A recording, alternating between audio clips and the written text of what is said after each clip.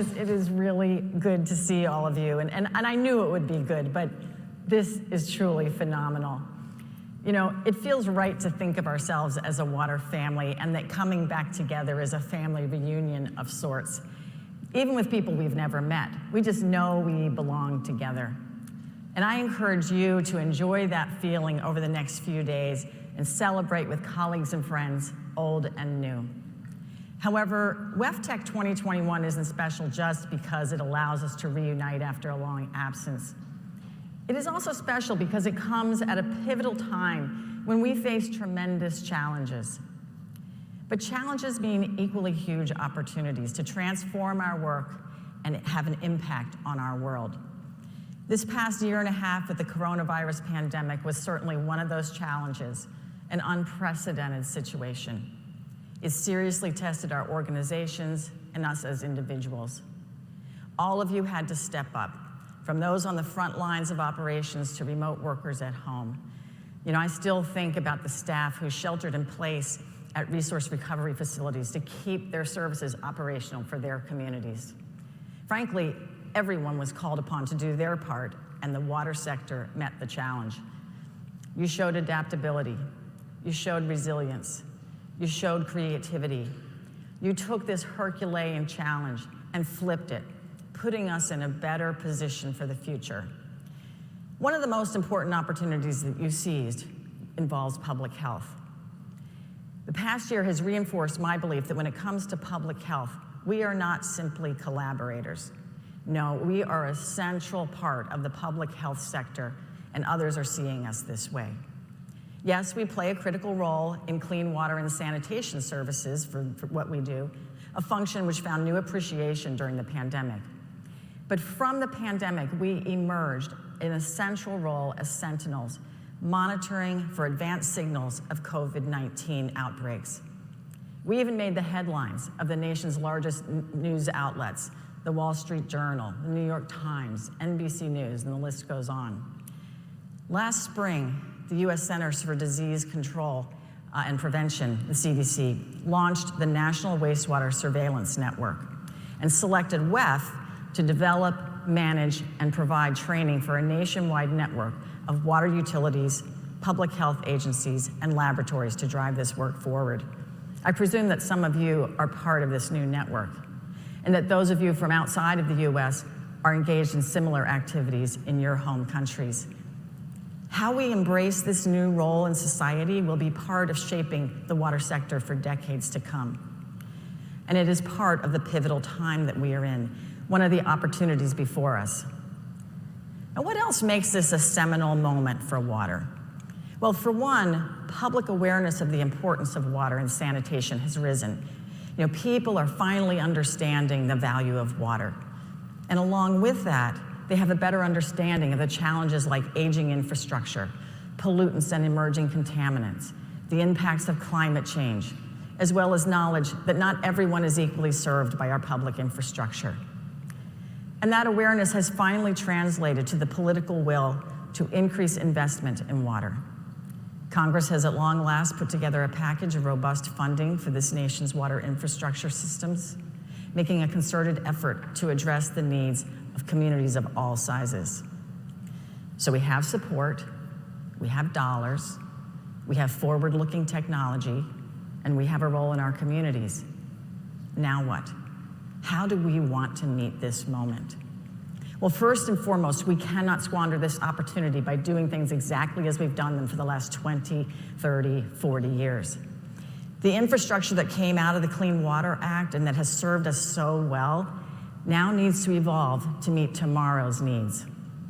We cannot simply rebuild the same systems. We must seize this opportunity to reimagine and reinvent our water infrastructure and infuse it with the people, the innovation, and the technology that will allow us to meet the daunting challenges ahead, ranging from rising seas, flash floods, and prolonged droughts. Challenges like resource shortages and disrupted supply chains. And we need to play a leadership role in the transition to renewable energy. We must accelerate resource recovery in the development of a global circular economy. Every day, we must put sustainable resources like recycled water, recovered nutrients, and biosolids back into the environment in ways that benefit our communities rather than degrade them. We have an opportunity to follow the leaders in our sector to reduce our energy consumption and maximize our production of renewable biogas and electricity. You know, the water sector doesn't need to wait until 2050 to achieve net zero.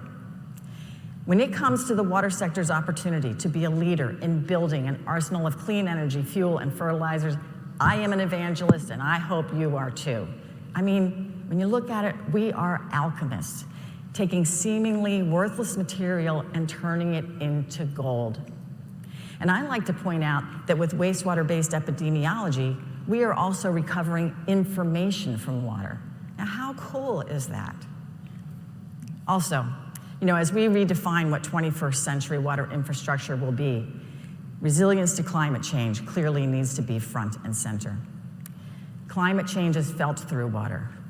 Warmer water, more water, less water, rising water, polluted water, diseases carried by water, meaning that our sector must be at the forefront in addressing it. As part of this, we need to learn to scale our solutions to fit the future's needs. Some of you out there are pioneers with nature-based solutions, putting the power of nature to the targeted task of cleaning water.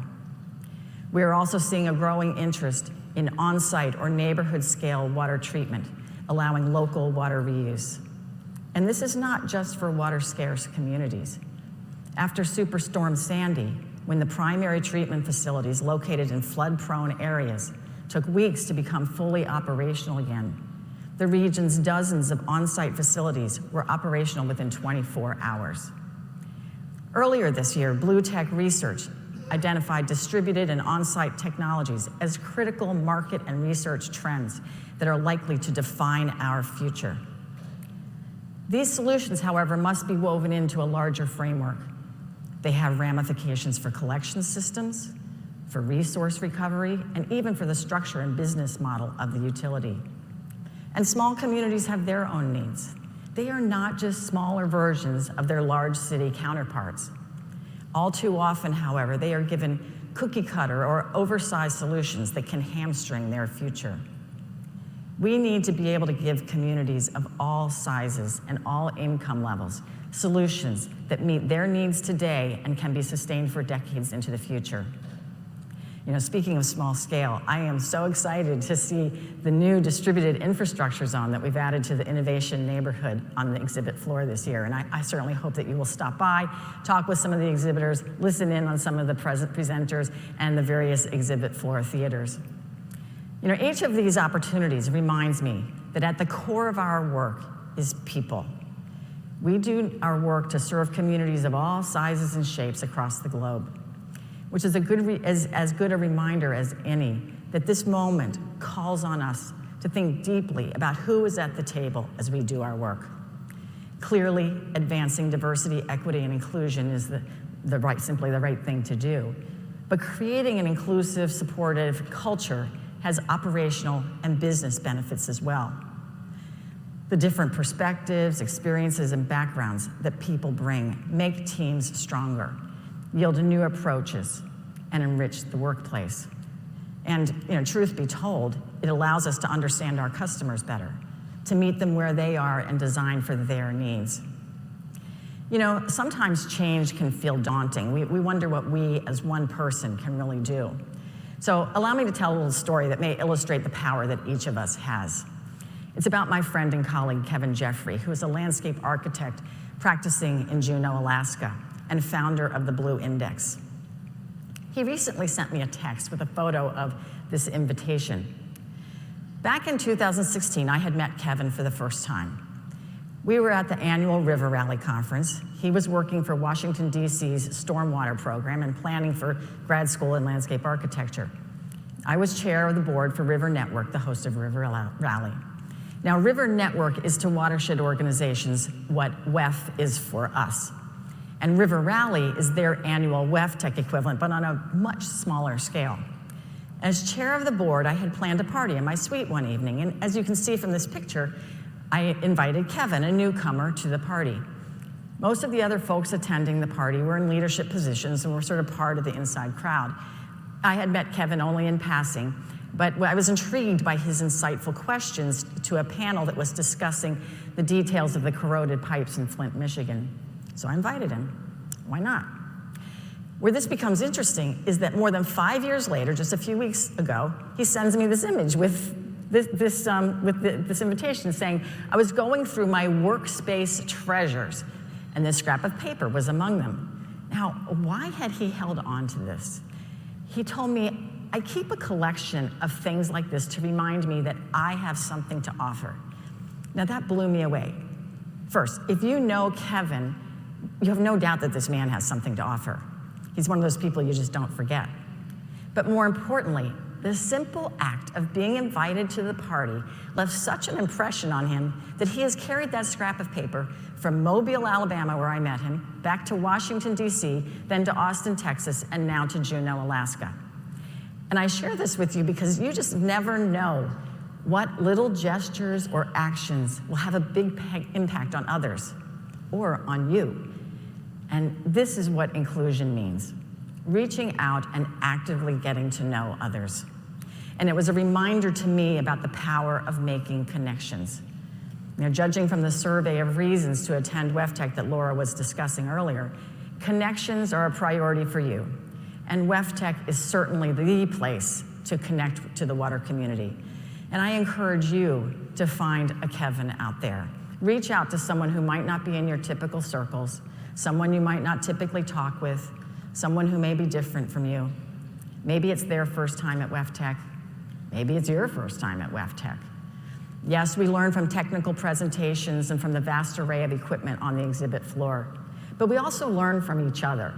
And luckily, you came to the right place for seizing opportunities, meeting challenges, and forging relationships. You came to WEFTEC. The brightest minds and best equipment are here. Use these days to network, connect, and contribute to a sustainable water future. And I will see you on the exhibit floor. And thank you.